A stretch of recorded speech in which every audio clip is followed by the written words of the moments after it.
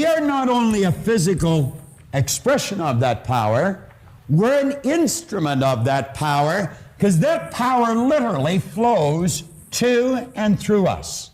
Now, as it flows into our consciousness, it just is. Just is.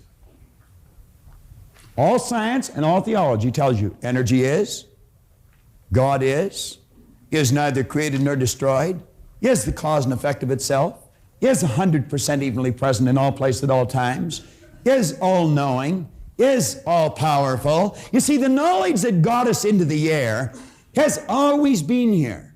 We didn't just make something out of nothing. When the Wright brothers introduced us to this new kingdom, they just tapped into something that was already here.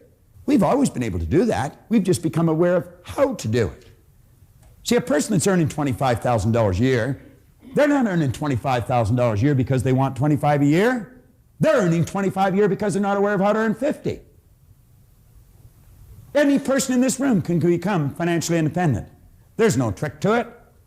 As this power flows in, it's neither negative or positive. I'm going to tell you there's nothing on the cover of that book. Am I right or wrong? I'm wrong. Now, Jan, you're looking at the cover of this book. And I'm telling you there's nothing there, but in your mind, your eyes are telling you there is something there. Is that correct? That's correct. Let's let the camera have a shot of this. You see, there is print on the cover of this book. It says, Think and Grow Rich. And that's what Jan is looking at. And when I tell her there's nothing there, she is bound to tell me I'm wrong. Now, Jan, let's look at the other side of the book. I'm going to tell you there's nothing on the book. What do you say now? Now I'm right. You're right. Now I'm right. A minute ago I was wrong, and now I'm right. Thanks very much, Jan. All right. Now, what did we do here? We just turned the book around. Somebody say, well, that's a cute little trick you pulled on Jan, and if that's where we stopped it, that would be right. But John talked about laws earlier this morning. He was talking about the action-reaction being equal and opposite. As you sow, so shall you reap. Energy always returns to its source of origination. Well, you know, there's other laws. That's not the only law. There are 7 laws. Dr. Werner von Braun one time pointed out that the natural laws of this universe are so precise that you and I don't have any difficulty today building a spaceship. We can send a person to the moon, and we can literally time the landing with the precision of a fraction of a second. He also said these laws must have been set by someone. Now, the law that I'm referring to here is not the law of cause and effect or sowing and reaping. It's the law of polarity or the law of opposites. You see, Jan, there's a front to the book and there's a back to the book. There's a right and a left to the book. And what's right to me is left to you. There's a top and a bottom to the book. There's an inside and an outside to the book. And you couldn't have one without the other. If I started to slice the right side off this book, when I've taken the last slice for the right side off, I've also gotten rid of the left. You couldn't possibly have one without the other. Nothing complicated about that. Pretty simple idea, but not understood by many people. We use these 2 symbols to illustrate the law of opposites. And you know, as this power flows into us, we can make out of it anything we choose. You can sit there, this is the intellectual mind, activate your higher faculties. I'm not talking here about your sensory factors, I'm talking about your higher faculties. You can exercise them, and you can literally create the start of anything because you are creative. You're a creative being. Do you know it's these faculties that separate you from your pets? Archibald MacLeish had a character stand up in one of his plays. It's called The Secret of Freedom. He had a character stand up and say, the only thing about a man that is a man is his mind. Everything else you can find in a pig or a horse. He was right.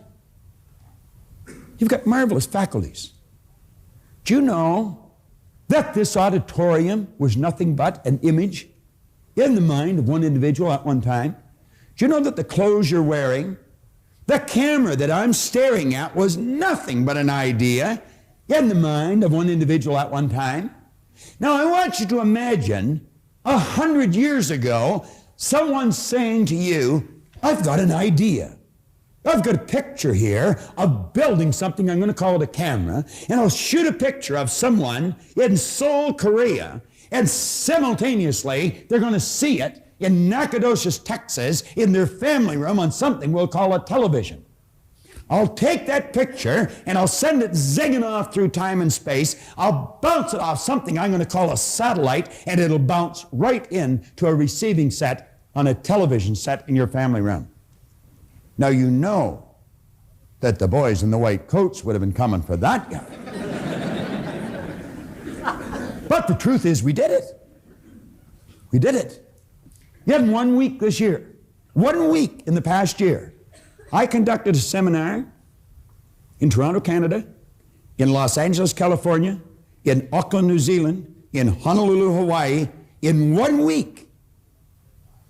I could have been flying over Tahiti, which I was, at 35,000 feet, going 600 miles an hour, press a button and my seat goes back, pull a thing out from underneath, I could virtually turn it into a bed, hit another button and somebody come to my aid and they'd give me something hot or cold to drink, they'd give me something to eat, they'd give me a pair of earphones, plug into the seat and I could listen to my choice of music, or I might be able to watch a first-run movie.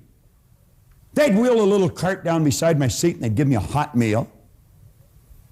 I could wander up to the wall of the ship or the bulkhead of the plane, take a little plastic card, plastic was something that didn't even exist when I was a child, stick it in this machine, take a telephone back to my seat, and phone my office in Willowdale, Ontario, Canada, while I'm at 35,000 feet, traveling 600 miles an hour over Tahiti, just about the opposite side of the globe.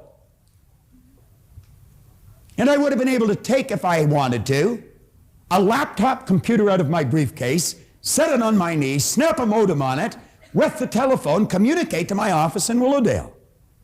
Or take a portafax again, snap that onto the phone, send a paper to my office in Willowdale.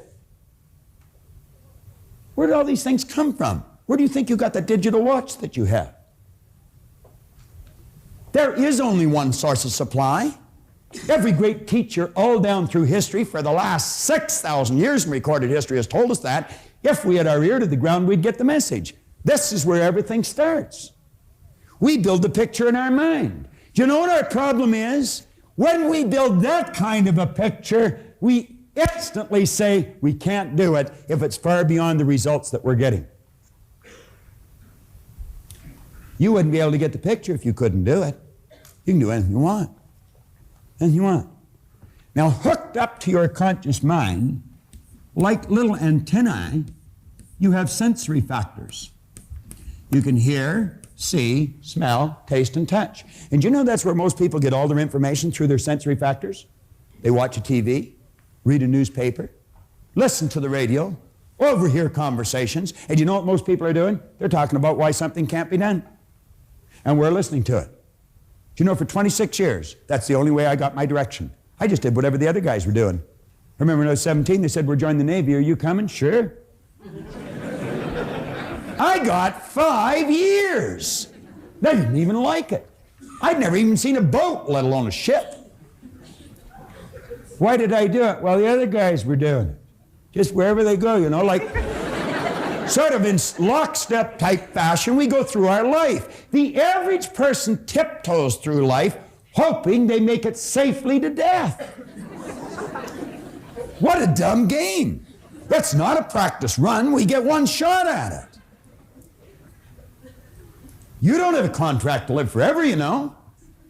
If you're going to let what you do be based upon what you hear, you better make certain the people that are giving you the advice are getting phenomenal results, or you're going to go where they're going.